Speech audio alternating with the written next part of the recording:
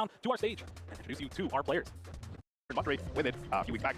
He lost to Brent, I believe, in that top 4 match, and Brent went on to win the event, so I'm sure he'll be really wanting to get his revenge here. Yeah, that salty run back for this Swiss round 7, trying to make it 7-0 in our day 1 here in Milwaukee. Now, Gholdengo EX has been a deck that has been played throughout this entire Journey Together format. It's been pretty consistent. I don't really think until Monterey it was that the Dragapult EX line kind of was just shoved in there. It's like, I like drawing cards a lot with coin bonus. Why not draw more cards with Recon Directive? Yeah, Recon Directive, a really nice extra partner for Gholdengo, and Dragapult EX, a very good backup attacker, right? If you're wanting a non-ability to bypass those pesky cornerstones, Dragapult is a perfect partner. Dragapult helps attack, Dragapult becomes an attacker, and yeah, I mean, we did see, I believe, Brent Manley get very close to top card in Atlanta the first tournament. He was using a different version of the deck with like Crispins and whatnot to have Dragapult as a more active attacker or a readily available attacker, but it seems like the best pilot so far of this deck is definitely Caleb. And of course, you can't really mention Brent without just the meta-defining of this Gardevoir list. And wow, look at these prizes. 3 Professor Research in the prize cards for Brent, that Energy Search Pro Ace spec in the prize cards for Caleb, along with that Fire, which is actually pretty important because they only play, what, 1 Fire energy, and actually Caleb's only playing 1 Psychic energy as well, so not really going to be able to attack with that Dragapult a lot of the time. Yeah, Dragapult not available as an attacker, Energy Search Pro only available, Loki not available, and then Brent with 3 of the 8 draw supporters in the prize cards, only having 5 left. I mean, Cleffa is going to have to put in a lot of work in this round, most likely because you don't have refinement anymore, right? So having consistent supporters every turn is going to be quite difficult, and the further along we go in this match, Iono becomes less and less useful in terms of a draw card. Brent has 3 Nest Ball in hand. Caleb just attached to the active and passed the turn with a Gholdengo on the bench as well. Now Brent is going to do some prize checking, but this will give us some good time to talk about kind of the differences in Gardevoir that has been brought to us in Journey Together. We had Henry Chow take down Atlanta with that Gardevoir list, with that 1-2 and Zoroark EX, just utilizing trade to really kind of thin through the deck and give you some play against Iono and Unfair Stamp. Brent was like, no, I'm not going to do any of that. I'm going to introduce the Cleffa, as you said, and 4 Night Stretchers just to be able to recur all of these tech Pokemon. Which list do you think is kind of the standard going forward? I know this list also won Seville, right? Yeah, I think that definitely almost settled the debate, right? Something similar to Brent's list played by Matthew Burries, another Australian player, got top 32 in Atlanta. Brent managed top 128, but then the next event he went on to win with it, and we haven't really seen Zoroark have any like top tier success outside of Henry Chow, right? So I do feel like if you're up against Gardevoir, you're more likely to be going up against Brent 60 than Henry Chow 60 at this point. Henry's also made, I'm sure, some changes to his list since then. So, but in general, like I would imagine about 80% of the Gardevoirs are more similar to Brent's than similar to Henry's. It's definitely interesting to see how that kind of evolved throughout these few tournaments that we've had in this format. Now Brent with that triple Nest Ball finds double draws and that Cleffa energy attachment to the active, so you can retreat into that grasping draw. And here we see Iono drawing 6 cards.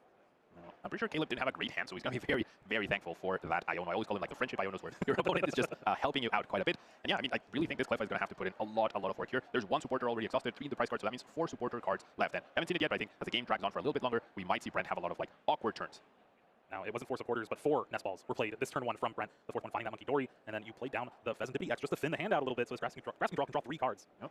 Pretty solid hand, no Iono or Research in there though. And that Clefairy EX being on the bench is actually pretty annoying for Brent. The math never works out to where Clefairy EX can reach for a 1KO on a Gholdengo. Even if they have a full bench, your maximum damage is 220. I guess with double Monkey Dory you can pull it off, but usually that's not the Pokemon you want to be using to attack. It's all about the Drifloon, it's all about those Bravery Charms having a 2-for-1 price trade. That's going to be the end game, if you will. Now, this is Caleb's first search through the deck, so now he's going to find out the bad news that Energy Search Pro is not in fact available. Yeah, I think that's rough too, because Caleb has that Arven supporter in the hand to be able to search it out if it was. Now, Buddy Coffin does find that Dreepy and another Gimmighoul. With Caleb shuffling up, I think we might see a coin bonus first. Yeah, coin bonus, you already have the energy readily available to take the knockout. Finds 2 follow-up supporters, not too bad. Does have a Dracloak for next turn. I feel like you would feel pretty safe that your Gholdengo is not going to get KO'd this upcoming turn. So I feel like you just go for the KO. There's definitely merit to consider going for Technical Machine Evolution, just to have a much more reliable setup overall. But that's Hypermaniac. All but confirms we're not going to go for that. And this is going to allow Caleb just to set up for the next turn. You know, he's eyeing down that Gholdengo EX, and then whatever other card you grab, you're just going to be able to draw with coin bonus the following turn. Yeah. And now Brent does have that one of Professor Turo's scenario in the hand that could be used to pick up that Lily's Clefairy EX, which is a liability against a deck like Gholdengo EX. Gholdengo wants to take those 2/2 prize mappings a lot of the time. Does also have the Iono option once again, but Iono definitely becomes much weaker if you see your opponent use Hypermaniac, put 2 cards at the top, and then not draw them, right? If you Iono them into those 2 cards, I mean, you're not helping them, they're going to find them anyways, but it's less effective in the sense that they have a lot more control over what they're doing, as we see them make it rain with Water Energy, coincidentally. Brent brings up that Lily's Clefairy EX. I think it's kind of eyes down just exactly using that Professor Turo scenario to pick it back up. You see Badoo drawn from that Flip the Script. Yeah, really good 3 cards. Vessel, Psychic, and Badoo. I mean, that's really, really perfect. Brent's definitely going to be looking to hide behind that Badoo pretty much and slow down Caleb just a little bit. A single energy is enough to get the KO, however, on the Badoo, unless we see a Bravery Charm, which I'm not seeing right now. We're actually discarding the Badoo with Ultra Ball, finding that Gardevoir EX. We just see Rare Candy right now. Yeah, I mean, it has to be right. Is there a Bravery Charm available on Drifloon to just get an immediate return KO? That would be crazy to see here, Jeremy. I mean, that is the kind of like all-in nature of this version of Gardevoir EX. Yep. You see the Curlia. There's Night Stretcher. Oh, no, he was trying to Rare Candy, but Night Stretcher hit the discard pile. We're going to force him to play it here. You grab back Cleffa? Badoo. Like it's Badoo. All right, so slight mishap there. You can see Brent is shaking quite a bit. And we have Iono, so okay, Clefairy is going to stay in play. There's no Drifloon, so just very aggressive. Let's see what he has planned here. Couple Ultra Ball found, a Screen Tail, another Psychic Energy. We could just Screen Tail, maybe take a knockout on the Dreepy on the bench. Another Gimmighoul. Yeah, I don't mind that. It's a 1-for-1 trade, so not super impactful. You can also hit with Clefairy to a decent amount of damage and then just knock out with Monkey Dory over the course of 2 turns. you'd still be behind a price card, right? But I mean, Brent just needs to KO 3 Gholdengos, right? Yeah, doesn't need to worry about anything else. So even if he goes down 3 price cards, if he can get like an in-between turns KO or during his turn KO with Adrenabrains and then into knocking out Gholdengo, then that'd be fine now. We see a funny interaction with the mistakenly played Night Stretcher into the Badoo, into putting it back into the deck, into redrawing it with the Ultra Ball. We could also just see an Itchy Pollen for 0 damage. Yeah, but if that Itchy Pollen is used this turn, I would have rather thought that the Professor Turo would have been the perfect supporter. Yep. But there we see the second Embrace putting that energy on the Clefairy, retreats it, and now we're going to have an Itchy Pollen. After the Adrenabrain, yep, there we go. I mean, Brent might have just tried to high roll Drifloon plus Brave Return. Right? If he had gotten Brave Return, he got the Ultra Roll for it. Just, it's pretty good that he's been drawing, like, he had a turn 1 Iono, turn 2 Iono, and he has another Iono in his hand when there's 3 research. And when he was price checking, I saw he put all his Pokemon to the front, so he knows exactly what Pokemon are priced. I don't know if he's very aware that he has 3 Professors research priced yet. He might have an inkling now that he hasn't seen a single one and only Ionos. Yeah, I guess another card that would have been a great top deck was that Secret Box Ace spec, being able to find the Brave Return along with the Drifloon. But now it is back up to Caleb's side of things. Cypher Maniac's Code Breaking is such a powerful supporter for a deck like Gholdengo EX, when essentially all of your Pokemon, say, draw at least 1 card off the top of your deck. Being able to search that for any 2 cards, put them on top is pretty good. Biggest issue for Caleb right now is that he doesn't have a lot of energy access, right? There's one there, he will need to find another one to knock out this Badoo, which is fine, but if he has to get a big knockout on a Gardevoir EX attacking, or even trying to go after Fezandipity, 5 energies right now doesn't seem like an easy feat, and that's why we're seeing that Earthen Vessel get put to the top. We cannot play it this turn, but all we need is 1 energy to be able to knock out this Badoo, and then we will have access to those 2 energies afterwards. Now both cards get placed on top of the deck, and not even using a wing bonus, trying to play around another Iono here, taking the knockout with that Gholdengo. Now 4 prize cards left for Caleb, and Brent is still trying to get together an attacker here. Yeah, relentless aggression from Caleb. Now 2 prizes ahead, with the Jamming Tower still being available. I think that's going to be the key card here. You time the Jamming Tower perfectly, but there's a Drifloon with enough damage to get KO'd during your turn, and then that 2-for-1 price trade-off is no longer relevant. And if you can combine that with a Boss's Orders to knock out Fezandipity or Gardevoir EX, all of a sudden you put yourself down to 1 price card, you have a lot of protection from Iono with a coin bonus, and getting 1 last KO is not too difficult. Brent is deep in the tank here, trying to figure out this turn.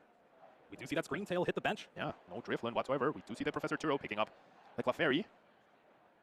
Early to the active, you can always retreat that with a Psychic Embrace. Yep, it's going to become another Gardevoir EX immediately, or we're just going to find the second Monkey Dory. Now with 2 Monkey Dory, that means you can add on 6 damage to your attacks. I think with the 2 already, that does make Miracle Force an out to take the knockout. Yeah, we can take down the active with Miracle Force indeed. Would require another Dark Energy though. Yep, we need another Dark on that Monkey Dory. Then we get 2 extra damage counters right there. We can not take a KO with a Screen Tail on the active, even with the Monkey Dory, which is now impossible. We're just going to be doing 160 somewhere. Bring up the Dreepy, probably to lock that down. 1 retreat cost not too bad for this deck that plays 12, or usually anywhere between 10 to 12 basic energies. And there is that Roaring Scream. It's going to deal 160 to that bench. Gholdengo, along with that Adrenabrain damage. Now it is up to 200. That is just 2 Adrenabrains away from getting knocked out, so at least setting up for future. I think it's 180 on it. Well, it had 20. You Adrenabrain 20 from the Kirlia over, and then you do 160. Oh, okay, so yeah. Oh, yeah, right. Yeah, 200. That's actually perfect. You're completely correct, yes. You've been saying it a lot, Pablo. I like that. Yeah, I'm happy to admit when I'm wrong. I mean, you've been very on point today, Jeremy. Switch drawn for Caleb will at least have the knockout here. Coin bonus gets Arven and a Dark Energy. Yep. Card that would be very good in this position is Monkey Dory. Yeah, which is also prized, right? Not all the energies are throw, but the Monkey Dory is prized. So yeah, I mean, even with all that going against Caleb, he's still in a very commanding position. I don't know if Brent, he hasn't drawn a Brave Return, so it's like he's avoiding the Jamming Tower play. He just hasn't been able to pull anything off like that. He could get a crucial, like, Iono double KO Gholdengo EX this upcoming turn with the double Adrenabrain play, so that might be what he's looking to accomplish. I don't know if this last card in hand is Iono. I think it might be. If not, you have that Fezandipity EX on the bench to try to draw into it. Yeah. But there's the Boss's Orders. All right. Actually bringing up that Fezandipity, and this is going to be a great play from Caleb. Yep. Take away the draw power from Brent, especially with those research in the prize cards, and get 2 prize cards to put you down to 2 as well. There's the Iono, there's the Dark Energy. Wow. Top deck, so perfect hand recovery. Now, going after the Fezandipity instead of knocking out the Screen Tail accomplishes 2 things. First one is puts Caleb down to like a boss knockout play on the Gardevoir to win the game, but also keeps the energies stuck on the Screen Tail. That means these lists are always playing 7 Psychic Energy. Brent can no longer take out 1 KO on one of these Gholdengos with Drifloon because all his energies are right here. Yeah, even here, only having, what, the 2 energy to second brace, we have to do the 3rd one just to Adrenabrain to take the knockout on the active. Oh yeah, double Adrenabrain knocks out the active. Will promote the Gholdengo since Brent is committed to the Screen Tail, knows it's 100% safe to bring that up. It's not getting KO'd anytime soon, and we see the Secret Box get played. Secret Box does open up something like a counter catcher play here. Maybe you strand the 3D active yet again, and just rinse and repeat. Yeah, just try to make Caleb with 1 turn, right? That's definitely goal. Or have Caleb overextend to where a Badoo locks Caleb out of a potential win. But Brent being very careful. I think at this point he's definitely trying to avoid the Jamming Tower play. 100%, or I guess we're just doing the Jamming Tower play possibility right here. Caleb could win the game this turn if he finds Jamming Tower plus KO, whatever Brent brings up. That's a lot to ask for, though, because this hand is 2 Buddy Puffin. Caleb did draw an Arven for the turn, so that could get something like a Superior Energy Retrieval, but no way to search for that Jamming Tower. Yep. We're going to see coin bonus for 1. We see Ultra Ball. That could get Dragapult. That's an extra card, an extra spin, and we have the Arven. There's 1 energy. Oh, or we could just get Fezandipity. That's even better. There's only 1 energy left, so if Caleb overextends or doesn't prepare for the body, this could be a little problematic. Now, the 200 damage on the Gholdengo means Brent is in a similar situation. He can go double Adrenabrain, Monkey Dory, KO this Gholdengo, and then potentially have a knockout on the last Gholdengo, or on the Fezandipity to win the game. Wow, okay. Fezandipity draws Superior Energy Retrieval Night Stretcher. That's not Jamming Tower, though. Yeah. We still have at least 1 more draw with this Gholdengo EX. Another superior, but we needed Boss, we needed Jamming Tower. Neither of those cards were found. Is there a way to draw more cards here? I think Ultra for Dragapult, but it doesn't seem like we're going for that. Okay, Monkey so, Dory. yeah, Monkey Dory has been unlocked from the prize card. So Screamtail is not in range of Monkey Dory, but you can put yourself out of range of the double Adrenaline Rain, and that's going to be so huge. There's a Monkey Dory hitting the field. So Caleb's going to make sure that he doesn't lose this turn, this upcoming turn. There's no possible way, I think, for Brent to win, but I tend to be wrong whenever I say that. And maybe the third Monkey Dory comes down. Who knows? Yeah. Ooh, we do see that attach return, so that means Drippy might not even be... Drippy's not coming out of the active spot this turn. They're not going to be attacking. Caleb just has to hope that next turn we'll be able to cobble together everything. Yeah. Now 3 onto the Guardy EX without energy and a pass. So now it's on Brent to make something happen. Has the 4th Iono in his hand. I guess he did search for it with the secret box, so it's no surprise there, but it's crazy that with 3 supporters prize, he was still able to piece out everything perfectly. Now, Brent does have a 3rd Monkey Dory in his deck. Unfortunately, it is priced, so we cannot see a triple Monkey Dory to still KO this and KO the Pheasantipity to win this game. Prizes coming into play for both players pretty much in a big way. Yeah, Brent also used that one of Professor Turo scenario, so can't do something like Adrenaline Rain, Turo it up, attach a Dark, and do it again. Yep. Now, I think Brent's just going to commit to a knockout on the Pheasantipity this turn. Let Caleb draw the least amount of cards possible. Instead, he's just going to put 2 damage counters on Gholdengo. He's going to use the other Pheasantipity to put Adrenaline Rain to put 1 on Pheasantipity and take the KO. So now he's down to 2 prize cards remaining. Yeah, I haven't really seen that too much, where you Adrenaline Rain 2 of the 3 to 1, and then the other 1 to the other one. There's the Jamming Tower from Caleb off that Iono. Finds the energy search for all of the prize cards, which is now basically an energy search because there's only one, but it will allow him to shuffle the deck as, I mean, it's a perfect energy. It allows him to shuffle the deck, gets the energy to retreat the Drippy, and then he does need to find double superior energy retrieval in order to win. But he has Poke Gear available as well, and he knows that Arven didn't go to the bottom, right? So he's much closer to Arven or Cypher Maniac to win the game. There's Arven, there's Cypher Maniac, that's going to do it. Cypher Maniac will put, does he have enough cards though? Will he have enough cards? I mean, yeah, I think there might be. I think with both coin bonus, you can get there. So you have energy Search Pro, there's at least 2 energy in the deck. Arven can get you that TM Evo and a superior energy retrieval, that's well, but now we can only have 1 superior energy retrieval, right? And yeah. we get 2. It's going to be close here for sure. Caleb needs 1 prize to be able to win this game, but is staring down a Gardevoir EX with 310 HP. You do have Monkey Dory damage, so that will... You still need double superior. Yeah, but you still need double superior. There's 2. I feel like the Cypher Maniac was a better choice here. Guaranteed double superior, and you would have enough cards to superior away 2 cards, get 4, and then superior away 2 of those energies, get another 4, and that was a perfect 6. Well, you need 7 to retreat, right? So you need 1 to retreat, and then... Yeah, but double superior gets you 8 total. Oh, there it is. Oh my god, okay, never mind. Yeah, one thing Arven does is it means you can actually coin bonus into the superiors and then search out the other one. This is exactly what Caleb was able to do here. Yeah. Double superior energy triple coin bonus, make it rain, take the knockout on Gardevoir EX, and just like that, we're going to a game 2 Gholdengo on top of Gardevoir. Not bad at all. Caleb finding that last turn was so interesting sequencing-wise, right? I feel like there were so many different options. Caleb went for what he thought was best, and he ended up getting rewarded, right? He needed to find 1 superior retrieval off of that coin bonus to just search for the second one and get the knockout. All thanks to the Jamming Tower, the card we mentioned at the beginning, which was going to be so crucial. Let's go ahead and take a look at the replay for game 1 here with our competitors, and Caleb starting things off with a knockout on the Cleffa. Brent prizing multiple supporters, having to rely on that grasping draw, and then uses the Badoo after an interesting sequence of events in that next turn. Then Caleb has a knockout on that Pheasantipity EX, and this is just where Brent's starting to get going right after Caleb just got down to 2 prize cards, is able to take the knockout with Adrenaline Rain, and then Roaring Scream to be able to set up some more damage, and Roaring Scream taking a knockout on that Pheasantipity EX after, and Adrenaline Rain moving damage to it, and then this is where Caleb finally had that Jamming Tower. We've talked about it all game, comes in clutch there because of the extra damage on the Screamtail, and Poke here finding the Arven, and then coin bonus drawing into the superior energy retrievals meant taking game 1. Such a good game. I feel like it was definitely Caleb had a big advantage since the very beginning, but Brent did everything perfectly to give himself the best chance at winning the game, and he was able to piece Iono after Iono after Iono to get him to this point despite prizing 3 Professor's Research. Now, Caleb's now going to be very happy finding out that the Energy Search Pro is not prized this time around. 1 copy of the 2 Darkness Energy are prized. I think the biggest card being prized right here is like the Gimigo. Yeah, right? That's the main one. Everything else you can definitely cope with for sure. I still want to go back and talk about that last part of game 1. I really do think it's just the Arven gives you extra cards, right? You get to coin bonus to try to draw into the extra cards there, and wow, Professor's Research just discards the entire hand from Brent. What is going on here? Yeah, nothing else really. I mean, he didn't have Professor's Research last game. Now he had 2 to start off. Lost a few key pieces, right? That Counter Catcher, a nice Stretcher. He does play 2 Counter Catchers instead of 3, as or rather he's been playing 2, so now he only has 1 costing option left. That could come in to play quite a bit in the late game. Yeah, again, this Gardevoir deck has not been playing Boss's Orders and having to rely on Counter Catcher. Usually we saw the 3 of, now with 2 in the list. It's going to be interesting to see how he kind of navigates this game now. And wow, 2 Psychic Energy in the prize cards. Yeah, 2 Psychic being prized does mean the damage output could be a little limited. Like, now you need access to all 5 Psychic in your deck in order to take a 1 KO with Drifloon, for example. And maneuvering stuff, or like your Pokemon around to deal damage if you come into a Screamtail, you're only going to have 1 Psychic left to potentially retreat a Gardevoir afterwards if Caleb tries to stall that out for some reason. So 2 Psychic Energy prize when you only play 7, it definitely puts you a little bit against the rope, not only in terms of having access to them, but also finding them, right? Because then your odds of drawing into 1 are much lower. Brent's hand is not that good after that Professor's Research. Only had the 1 Ralts in play. Was able to Earth Vessel for Dark Energy to get it on the Monkey Dory on the bench. But just double Iono, Night Stretcher, Counter Catcher, and Energy. Caleb had the opportunity to maybe Boss's Orders, take a knockout on the Ralts, but the only supporter in the hand was that Cypher Maniac's Code Breaking. Opted to draw with the bench Gholdengo first, just in case you found it. Yep. But here still looking like a pretty good setup. Has that Energy Search Pro, so he will be able to take a knockout on the active Monkey Dory. And from here, it's pretty well set for Gholdengo. Yeah, I mean, last game we saw Brent respond with a Rare Candy Gardevoir, clearly a full bench, into relentless aggression, trying to make Caleb whiff for a couple of turns. This time around, though, I'm not so sure. This Iono is going to have to be one of Brent's best Ionos, since he's been using this deck, because he's going to need a lot of help. He doesn't even have a lot of Psychics in the discard yet compared to the previous game. And there is that 3 energy discard with Make It Rain. 150 damage, taking a knockout on the active Monkey Dory. Brent will be able to put it right back in play if he wants to, but no, has the next extra for the Curlia. Yep, not too bad. Has the attachment to retreat into Badu or into Clef if necessary. I think he would definitely appreciate the Badu right now because a lot of energies went to the bottom of the deck. A lot of energies are stuck here. So finding one energy to knock out a Badu could actually be a challenging thing to accomplish for Caleb in this upcoming turn. Yeah, especially to think 3 energies were in the hand as well from the Energy Search Pro. Yeah. They're now on the bottom of the deck from the Iono. There is a case maybe to use Mind Bend with Monkey Dory. Yeah. Confuse the active Gholdengo. It's an option, but at least right now, Brent Ultra Balls for that Sensitivity X trying to draw some more cards. Yeah, nobody inside could just go for the Mind Bend, as you mentioned. Does want the 3 extra resources. Found Screamtail, found Heralds, and I think he found a Bravery Charm as well off of that. I think we're going to see the Mind Bend, Jeremy. All right, love it, love it. Now, Caleb did find the perfect card, which is Professor Sturo, in order to get rid of this confusion. So, could also Cypher Maniac for the switch as well to just get rid of the confusion. Doesn't mind the damage too much overall. First, we're going to draw cards. Wow, and it's the switch off the top. Oh my god. Like, let me show you something how to do it, you know? Yeah. I mean, obviously, both of these players are extremely good and extremely talented. But in order to have like such consistent deep runs in tournaments, you definitely need a little bit of luck to go your way. Well, how about finding a superior energy retrieval off the top as well? Yeah, I mean, we need supporters, Jeremy. They're overrated. Yeah, look at that. The 4 cards, Gale's Down is 2 Buddy Buddy pop into this card with that superior energy Perfect and cards. the switch. The perfect card, the perfect leftover cards to have available in order to take this KO now. There's no middle energy in the discard pile, so it has to be this Gholdengo attacking unless we commit the Cypher Maniac into getting the other middle, or we just need to pay our retreat cost, which is also perfectly fine.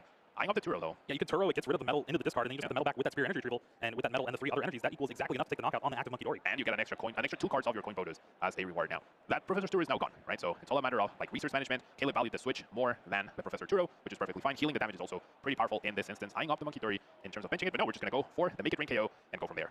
And it's actually important taking these knockouts on these Monkey Dory. This Pokemon helps Brent hit those big one-hit knockouts on 260 HP Gholdengo EXs. Had a Psychic, didn't choose to attach it on the active to retreat, so I have to wonder what the train of thought is behind that. I mean, are you really trying to find a Monkey Dory and a Dark Energy for an upcoming turn? Yeah, that's true. All right, we do find the Secret Box, the best consistency aspect that we have seen so far. It will get played, but you're just not getting used whatsoever against Gholdengo this time around. I think, if anything, you just try to eye down using it towards the end of the game where you can kind of lock Caleb out of it and just hope he plays into it. Yeah, I mean, that could definitely be something to be like, oh yeah, look, my body is in the discard pile. Oh, oops, nice stretcher, and then you... I mean, I'm sure that works against some players. I don't think that's going to work against Caleb. These are 2 top-tier players in the Pokemon TCG, especially this season. Yeah, I mean... Found everything that Brent really tries to need. We do see that Earthen Vessel. That's another Dark Energy. There's an Ultra Ball that could find the 3rd Monkey Dory. So, Jeremy, you mentioned like how both these players are extremely good, right? Like Caleb already has 3 top cuts this season. Brent also has, I think, 3 top cuts. He's won 5 regionals total so far. Both of these players top cut in Mexico, both events, which is like pretty. It's a funny coincidence, right? Brent ends up winning in Monterrey. Caleb came close in Merida and in Monterrey. So they're pretty familiar. Especially this season, they've been playing a lot against each other. And this might not even be the last time they play against each other. Both players already locked in for day 2. And Pablo, you said it was going to be impossible, but look at that. That's a Monkey Dory with a Dark Energy for the turn, and a Drifloon with a Bravery Charm. I think we're going to have the knockout here. Yeah, we are. 4 energies onto it, along with the Adrenabrain damage that will be enough to take down this Gholdengo. It does put Drifloon once again in range of that jamming tower, and now we have Cypher Maniac in hand. Oh no, wait, no, never mind. It was Iono down to the bottom. Never mind. Now Caleb does have a Drip Cloak, so we can finally see that evolved. Get a Recon Directive along with the active coin bonus. That's seeing 4 cards at least. Yeah. Has Boss's Orders in hand. But other than that, not much else. There is the coin bonus Superior Entry Draw. And Sensitivity EX. What a great draw from that coin bonus. Going to be able to continue drawing cards. That is incredible. Has an Earthen Vessel as well, so a lot of play here from Caleb and this Gholdengo EX deck. So with a Cypher Maniac close to the bottom, I mean, you know you're getting closer to the jamming tower, right? But I have to wonder if it's not worth it to just like make that Cypher Maniac live. You do have 2 others, right? Maybe 1 has been played. I mean, I'm sure Caleb knows the sequencing way better than I do. Well, this Recon Directive put a Superior Energy Retrieval on the bottom of the deck. Caleb found that Nest Ball, which is a way to just get that shuffle like you were saying. I think he's eyeing up at knockout on Sensitivity this turn, possibly, instead of going after Drifloon because he knows he has access to that jamming tower next turn. I think that might be what we are going for. Deck still plenty of energy available right there. Caleb also, like, maybe considering not benching the Sensitivity at this point in time. We'll see. Yeah, it's awkward. I think he might still, just because he was debating playing that Artisan. If you play the Artisan, you cannot play Jamming Tower this turn. So that would shut down your route there. But like you said, does have the knockout on the Sensitivity EX if he chooses with that Boss's Orders. Definitely has enough cards to do so right now. Now, if you do that, though, you don't have another Gholdengo EX set up. So that Drifloon is already pretty much set up to take the KO on it. You would need a secondary attacker along with that Metal Energy. Now, Caleb does know there are no more Psychic Energies in the discard, or if you didn't know, he's about to find out. I mean, Brent has 2 damage counters, which is perfect to KO the Gholdengo after an Adrenaline, right? So he's definitely well covered there. Okay, we're just going to take down the Drifloon. Yeah. Again, still will have that play available in the following turns. This also kind of plays around the eventual Iono that you knew Brent had in hand. Yeah, immediate Iono, no Sensitivity in play. Did find Arven for a potential follow-up. Kimigol, Caleb playing extremely conservative this previous turn. I feel like if you bench the Sensitivity, like you cover for yourself overall to just like, if your Gholdengo gets KO'd, you have backup. Now your Gholdengo gets KO'd and you're left with a Kimigol and a Dragapult. I mean, the only way it gets KO'd is with a Drifloon, I guess, so not the worst odds. Yeah, there was that Bravery Charm on Drifloon, but there was also the Bravery Charm on the Screamtail, and I think benching that Sensitivity EX kind of is just giving it up to the Screamtail next turn. Yeah. Yeah, that's true. And the odds of Brent finding the third Bravery Charm to take the knockout on the Gholdengo, which especially with it being prized. Yeah, exactly. We know it's prized. Brent knows it's prized, so he probably would have been happy if the Drifloon didn't get KO'd. Caleb doesn't know it's prized, but he's gonna... I mean, he won't necessarily find out if it doesn't get played this turn, but he'll be happy it whiffed, right? Brent whiffed the Bravery Charm. So yeah, Gholdengo is actually 100% safe this turn. Now, I guess you could still, take a knockout on the active with Screamtail? bad at math right now. You need the 5th energy available and double Monkey 30 in order to accomplish that. So it is possible. It definitely is possible. Yeah, we see Ultra Ball here discarding that 5th energy, like you were saying. The 5th energy hitting the discard pile. We need another dark. We have the Night Stretcher. That's why the Monkey 30 is up here in the discard pile. It's about to get recovered. You can see Night Stretcher, and this is going to be even better. The Gholdengo is going to get KO'd whilst the Dracloak is in the active. So we'll need to find a metal energy to attack with and the switch to retreat this Dracloak this turn. Wow. What a turn from Brent, turning this entire game upside down. Retreat from that Gardevoir EX, the 5 energy Psychic Embrace to that active Screen Tail with the Bravery Charm. And there is the 2 Adrenabrains and Roaring Scream to take the knockout. Now, looking at Caleb's hand, he does have the switch. There's an Arven, a Cypher Maniacs, and a Water Energy. Oh my gosh. I mean, Caleb, even if he finds the Jamming Tower this turn, oh wow, Gholdengo off the top, not bad. Even if he finds the Jamming Tower, he will still need a Boss's Orders to take down the Festivity this turn. Like, his Counter Catcher right now is live, so that is pretty big. That could be how he ends up winning, but I just don't think he has enough cards to find the Jamming Tower, find Counter Catcher, find Superior Energy Jewel, find the metal, find enough energies. I'm not sure he has enough. Now, if he does take a prize with the Jamming Tower, that means a Dark Energy gets added to the hand from the prize cards. But I think if Caleb basically has routes to either go like 2 out of the 3, right? He can get all the energy he needs and the Jamming Tower, or he can get the Counter Catcher and the Jamming Tower, or you get the energies and the Counter Catcher. Yeah, you can't get absolutely everything, and this is where, I mean, if Caleb had the Festivity in play this previous turn, is it worth it just to grab the Festivity? I mean, I think if he has to piece everything right now, it's either Jamming Tower and Fez or Counter Catcher and Fez, and then hope you draw into the other one. We see the Jamming Tower get chosen, eyeing up Boss as well. I mean, can't play that this turn. But there's a Counter Catcher as well. That's not enough though. I guess the one saving grace for Caleb is there's still no Psychic Energy in the discard. We know Brent has 1 in hand, but is that going to be enough to even take the knockout on the Gholdengo? I don't think it is. Yeah, I mean, that could be just going after the Gardevoir, doing damage there. That could definitely be an option as well. Or even damaging the Festivity and putting it in range of a potential Adrenabrain later down the line. That could be an option. Well, I'm just saying the Counter Catcher on something, you're not afraid to get return KO'd back. I feel like you'd want to set up game. Yeah. Or try to set up game. Now, Cypher Maniac, put the 2 cards on top. Caleb's definitely going to need to play the switch before using that coin bonus, because remember, coin bonus only draws 2 cards in the active spot. Oh, drawing the 1. Just 1. There's a Counter Catcher. So he knows Jamming Tower is the next card. I think we're going to see a stall play. Yep. We're just going to see a stall play right now. Are there 4 Ionos played right now? Maybe Caleb is confident that he just cannot get... Like, there's no Psychic. We cannot do double Adrenabrain KO Gholdengo for the win this turn. That is impossible at this point. We can heal and put ourselves out of range of the Jamming Tower, though, which is huge for Brent. That is amazing. And on top of that, be able to just damage the Gholdengo EX on the bench. Still leaves the Dracloak in the active spot, so you're forced to retreat. Brent could also be thinking maybe the switch is prized. Yeah. All right, 160. Brent knows that the card at the top is something Caleb chose. So can Caleb pull this up? Now he will need Monkey 30. Monkey 30 to put damage on the Scream Tail, then the Jamming Tower, knock that out, then Counter Catcher to knock this guy out. So he needs some really good cards off the coin bonus and the Dracloak, and he has 1 turn to do it. This game will not, either Caleb wins this turn, or Brent will take us to a game 3. Again, interesting to have that coin bonus. Finds an Arven, that's not going to do it. We need it. We'll have to Dracloak for what? A Night Stretcher? We need either Night Stretcher, Nest Ball, Superior Energy Retrieval. I don't think, I mean, he would have immediately grabbed it if it was there. I didn't even get to see what they were. Oh my god. Dragapult EX and then some other card. Dragapult, okay. Why did we not switch first? Why did we not commit? Yeah, that Gholdengo's going to get knocked out anyway from that Screen Tail. Would have been, I think the Superior Energy Jewel is the next card turn. We've got 4 cards instead of, oh, it was Earthen Vessel, never mind. All right, can we do it? I think Caleb might just try to, I think he has to Counter Catcher, attack, not KO, and then hope for the best. Hope Brent somehow whiffs. Yeah, there's at least 3 Night Stretcher in the discard. So there's 5 Psychic Energy here. This is the 6, and there's 2 Dark Energies. And we know there's 1 Psychic prize, right? That means Brent only has 1 Dark Energy left in his deck. I think the Turo was discarded. Yeah, Turo was already used. Or for Caleb, sorry. Yeah, so Turo for Brent, I think might still be available. The Dark Energy is in the discard pile, so Brent needs to find Night Stretcher if he intends to retreat next turn. That's the only way he can pull this off. I think Caleb might wager that. That might be what he's thinking. There's only 1 energy left. If that, he doesn't know the Psychic is priced, right? So it comes down to Brent finding Night Stretcher to be able to retreat. I mean, I don't know what exactly was. Oh, okay. You definitely can't take a knockout, though. So there is that Counter Catcher on the Festivity EX, and a Jet Headbutt will set up game 4 next turn. Caleb has that Fire Energy in hand. Does Brent have the retreat here? Bravery Charm, Research. Oh, wow. Big 7 cards. Night Stretcher. Is it the last card? He found it. There's a Night Stretcher for the retreat. And we will be knocking out the Gholdengo this turn. Wow, so close. What a game. Both players just playing so well. Going through basically the entire deck to try to find that and sealing up what seems to be a tie. Granted, we've seen a lot of crazy things happen, but there is less than 6 minutes to go in our match. Yeah, and both players are going to have to set up. I don't know, like, could Caleb have been more aggressive with bringing up something to try to stall it out? We'll take a look and see if he could have. There was that early game KO on the Monkey Dory in the active spot. Caleb setting up pretty well, and then had another KO on a Monkey Dory again, but Brent able to couple together a pretty great play of Drifloon with that 3rd Monkey Dory, able to take a knockout on Gholdengo EX. Caleb again digging for Jamming Tower, could not find it this game, and just had to settle for the easy KO on that Drifloon, and Screen Tail put in a ton of work, takes a 1-hit KO on that Gholdengo EX on the bench, and this was that end sequence there. Brent needing a Night Stretcher, the last in the deck, to be able to retreat the active, found it off that Professor's Research of just that 8-card deck, retreats that Screen Tail, takes the knockout on that damaged Gholdengo EX. We're going to have game 3 starting up right now. Caleb choosing to go second to open up that Technical Machine Evolution play as Brent goes bench rolls, attach, and pass. Yeah, not even a Dark Energy, just the Psychic. And looking at the hand, it's a little awkward. It might be Ultra Ball for Cleffa, retreat, and try to grasping draw into some cards. Yeah, not a lot of great cards available in the hand. At least he knows that Caleb won't be able to attack until the next turn, right? No aggression happening right now, so that Cleffa needs to be a hero Cleffa. Well, this is the exact turn Caleb is hoping for. Technical Machine Evolution, getting that Gholdengo EX and a Dracloak into play. Brent draws card for the turn, immediately Ultra Balls. Discards a Curlia and a Psychic Energy. And again, if you're grabbing Cleffa with this, you're not going to be grabbing Ralts. And not even grabbing Badoo. Grabbing Badoo, really just trying to slow things down, realizes that he's in a bad spot. He could end up losing with the time remaining and the plus returns, so he's going to try to make it so that Caleb whiffs a few KOs. Oh, we have Iona. Never mind, I didn't see that Iona. I think Iona was the top deck for the turn, and actually had the Ralts in place, so evolved the Ralts into Corellia. Yep. Finds Artisan, found another Ralts as well, so things are looking now pretty good overall. And the Dark Energy to go along with that Monkey Dory. Here is that Itchy Pollen, 10 damage on that Monkey Dory from Caleb's side of things. Retreat to the Gholdengo, finds a Dark and an Arven, and we are seeing Caleb just turn on the jets here. Yep. And the lightning, I mean, we have the metal, we have the energy. There's a knockout. Oh. No, I think Caleb took the top card of the deck instead of the prize card. Yep, he grabbed the top card instead of the prize card. Was moving so fast, just happened all at once. Oh my goodness. Was the Gholdengo even the card? I believe so. We should really not be shuffling yeah. right now. Oh my, all right. I mean, we're still going to get a time extension. Yeah, we're slowing down a little bit. Time, yeah, it's not going to affect the game, I'm sure. However, I mean, it's completely understandable, right? It's like you're rushing, you know you have a slight advantage, you need to go through the motions as fast as possible if you want to have a chance at winning this game. Yeah, it is heartbreaking to see, at least at this point. Yeah. It's most likely going to be a double prize loss penalty. Might open up the game for Brent a little bit. It means he would only need to take 2 EX knockouts to be able to take this game 3.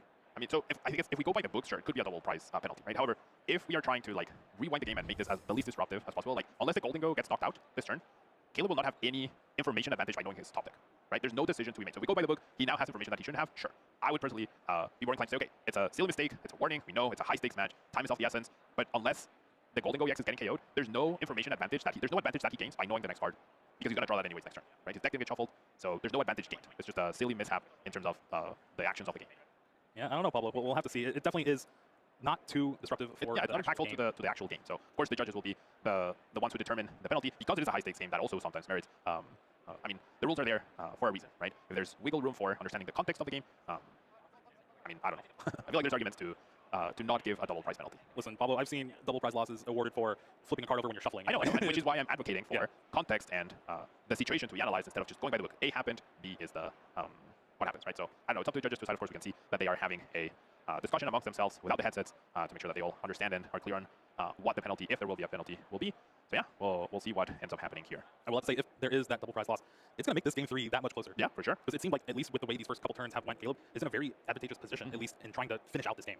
There was essentially 3 minutes or so left on the clock, plus the 3 turns. You would have to think you can at least get a few knockouts. Yeah, for sure. I mean, now with the plus returns and whatnot, if the double prize penalty is awarded, then Brent only needs to get 2 Gholdengos over the course of 2 turns instead of 3. It definitely gives him a big advantage. So we'll have to see what the end result is. As we can see, the judges are explaining to the players.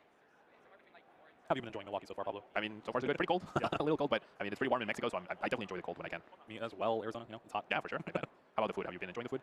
It's been good. It's been good. Yeah. I always love the good Americana of cheese and burgers. You know, it's just really all that's really here. Yeah, for sure. All right. Like they explain to the players. Players are having their own discussion as well. The judges are talking it over. There's always the option to appeal to the head judge, and just coming from us as players, you should really always appeal. There's no harm in doing that. Yeah, that's true. That's true. If I were Caleb, that would be my appeal argument. Yeah. There's no advantage gained. Sure, I know my top deck. I'm going to draw that card anyways next turn, whatever the card is, and therefore, unless my Gholdengo EX gets KO'd, now I have information on who to promote before I draw my card. But if that doesn't happen, then no harm, no foul. If, right? Like because there's a possibility. Yeah. I feel you have to. Could you wait to see what happens? Well, then you're just doing a little bit more, right? If we're trying to keep the game as accurate as possible, right? Yeah. Then I don't know. That would be my argument, right? It is a big if. If Brent pieces out the knockout, I get awarded the prize penalty because now I have extra information. If Brent doesn't get the knockout, nothing changed. Yeah. So I mean, could we see one turn of play before the penalty? Because there's clearly no foul play here, right? Like Caleb's not trying to get an extra card with people watching on top of everything, right? Like that's definitely not what's happening here. It's literally complete moving mistake. so fast. Yes, exactly. It's a complete honest mistake. So it seems like the judges are settled with their ruling. It does look, at least from the hand gestures, it's going to be a double prize loss. Players are being informed on what is happening. I mean, and yeah, the counter argument is this is a high stakes match. You should not be making this mistake, even if you're in a rush, even if you are trying to win the game. That doesn't excuse you from having a mishap like this one, right? So there's definitely, if it were perhaps a league challenge, I'd definitely be very it's very different for the tier of events, right? Yeah, so there's definitely a bit of room to interpret and be accurate with the penalization that we have. It does look like the head judge was called as well, so yeah, always great to appeal. You know, you want to make sure everything's right and get as much information as possible as a player. I mean, headsets are off, at least for Brent. Just giving his hair to breathe, you know. Getting more and more people involved. All right, so there's the head judge explaining what is happening. We are going to get the headsets on everyone to explain everything, make sure people in the back are also understanding of what's happening. There's Caleb, right? Caleb explaining the situation as well. So yeah, perhaps we have not come to a ruling just yet. Good news is we knew the time that was when this occurred, so it's going to be about 3 minutes left in the match for both of these players, plus the plus 3 turns. I think Caleb is arguing exactly what you have been stating. Just it's not going to change anything. I mean, I'm trying to speak from like a player perspective, right? Of course, as I mentioned, the judges have the final say. The book is very clear on like action A happens, action B, or the penalization is what it is, right? But if you try to keep the integrity of the game, you try to make sure that it's the game that is decided by the cards, then I feel like there could be a little wiggle room to see, okay, was there an advantage gained by knowing that card? Was it an accidental mistake? You get a warning for it, but nothing in the game changed, because the double price penalty essentially dictates what happens in the game, right? And that was not part of the regional final result of this game, so we'll have to see. Clearly, it's not an easy decision, right? Or an easy solve, right? As we are getting a lot of people involved, we're checking for the extra card. Yeah, with no headset, Caleb can't hear the explanation. So I think it looks like they're keeping the cards from Iono, but there was also a recon directive used, so it should have been 5 cards at the bottom, but they shuffled the deck. We'll get a confirmation on the actual ruling here, but it seems like they were able to figure things out. It is now Brent's turn. Yep, we are going ahead. The last thing that happened was Caleb taking a KO. And yeah, I mean, there's no penalty marked at the top, so perhaps we are taking into consideration in order to, I don't know, we'll get an update as soon as we can on what was the resolution. Was it a warning? Game has assumed double prize penalty for Caleb. So. All right. So a double prize penalty was awarded this time around. We went with rules are rules, Pablo. Rules, and I understand it. Also, the highest tables, right? This is table number 2, right, of the tournament. Both undefeated players, both extremely high caliber players. So holding everyone to the high standard that is merited in this tournament is definitely worth it. And now this changes Brent's kind of play now. You could have maybe gone for something different, but now we're going to see potentially a Drifloon knockout here. You have that Gardevoir EX second brace able to retreat the Ralts into the Drifloon. Is there enough energy in the discard? It does seem like there's 4. There's also 5. Wait, you can't attach all 4. There we go. Yeah. There we go. 240 with Adrenaline Brain, 260. And there's a KO. So now Brent 1 KO away onto this Gholdengo to win this game. Now, there's still a minute left, so even if time gets cold, Brent will have 2 turns, right? So even if Caleb tried to play ultra defensively and prevent Brent from taking 2 prizes, I don't think that's possible at this point in time. So Caleb might just be going all out with the offensive as well. Has Iono in hand, so could try to disrupt Brent a little bit, perhaps. Hear me out. This hand's actually kind of stacked. It has Counter Catcher, it has the Jamming Tower, take a knockout on the Drifloon, and then the Iono to put Brent down to 4 cards. Yeah, I mean, thing is, can you get a follow-up KO? I mean, if you can KO the Guardy and KO the Drifloon, I think a rare candy might have been discarded. So getting a Gardevoir EX after, if this one goes down, could actually be very difficult. And Caleb would be down to 2 prize cards, 1 boss away from winning by knocking out that Feasibility. So this is anyone's game. Without the double prize penalty, it would be super favored for Caleb. With the prize penalty, it's anyone's game, Jeremy. Yeah, and that's kind of how things have shaped up here in this game at 3 for our round 7. Both of our players are 6-0, already locked up for day 2, but you need as many match points as possible to try to make it into top cut. Caleb had that Earthen Vessel fetched out 2 energy. Now there's 5 in hand. We have a Dark for Monkey Dory, which is definitely not impactful at all. We have an Ultra Ball for our next Gholdengo as well. There's 5 energies. We have Arven, we have Counter Catcher, we have Jamming Tower. Time has now been called though. So Caleb is turn 0. He needs a 3 prize knockout this turn and a 2 prize knockout next turn to win the game. It's very doable. And it's very doable. Energy Search profound. All right, I think this might help get Caleb over the hump to take the knockout on the Gardevoir EX. Yeah, I energy, there was 5 in hand, so you have 7 total. Now we're definitely not going to Iono this turn, right? Because you have all those energies accumulated. Now we have the Ultra Ball into the Gholdengo. That will give us 2 extra cards as well. You can see now Caleb definitely on the edge, right? Very nervous after the silly mishap we had. Gonna get the Gholdengo. Please don't do it again, Caleb. Please take your prize card and not your top deck. Gholdengo EX found has enough energies in hand to take a knockout on anything he chooses. And with the Counter Catcher, along with... Ooh, Superior Energy Jewel found as well as a Gholdengo. Right, Counter Catcher onto the Guardy. Jamming Tower to take a prize card. Oh, almost did it again. Oh, that was so scary. All right, and we definitely have enough energies. And even if we didn't, we got a Superior Energy off the prize card. Oh no, it was a Puffin, never mind. But we have a Superior Energy in hand, so... Yeah, Caleb actually discarded the Arven with the Ultra Ball instead of the Iono in hand. Could have potentially saved that Arven for another Superior Energy Retrieval the following turn if he needed. But really fun with the boss.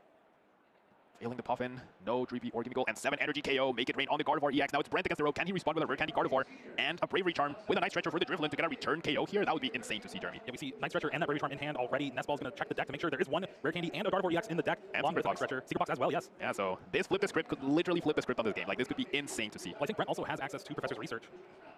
Yeah, I mean, that also works. Do you thin the deck out of this 1 Ralts? No. So if Brent takes a 2 prize knockout this game, or this turn, he will win the match, right? If he doesn't, he will have another turn unless Caleb wins, right? Oh, this has gotten very close. This shuffle is so clutch. This caught Jeremy will decide this game most likely.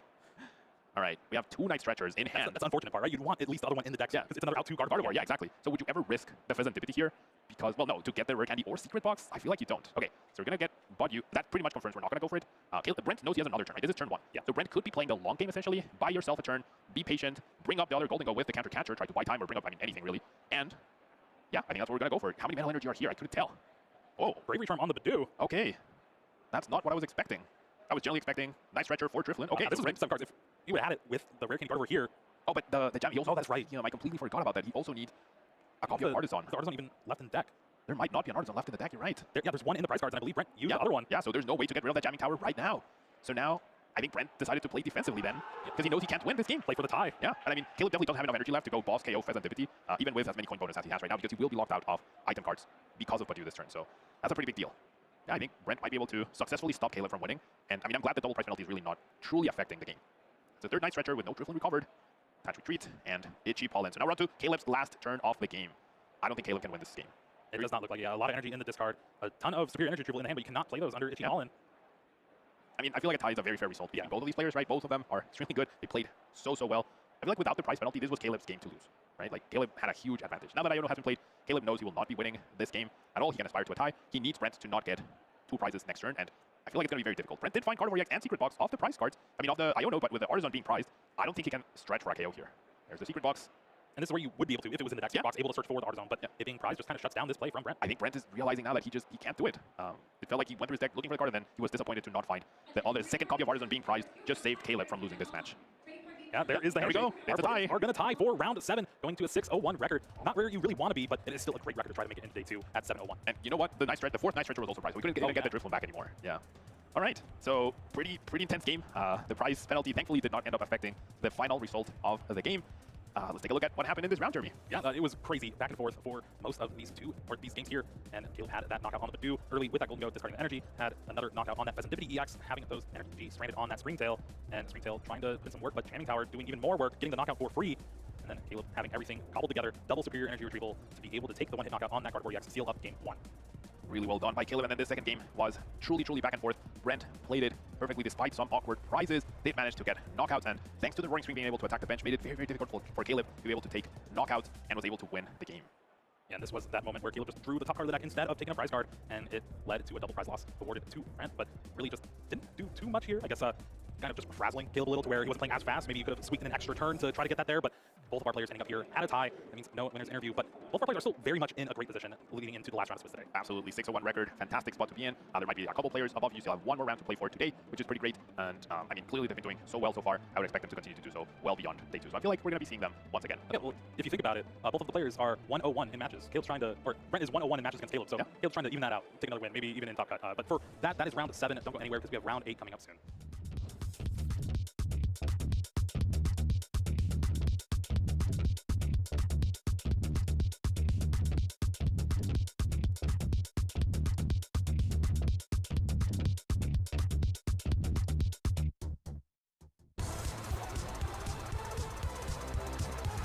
Actually work for a major airline, so we do double, so 16-hour shifts. So I'll do a double and then have like 2 weeks off.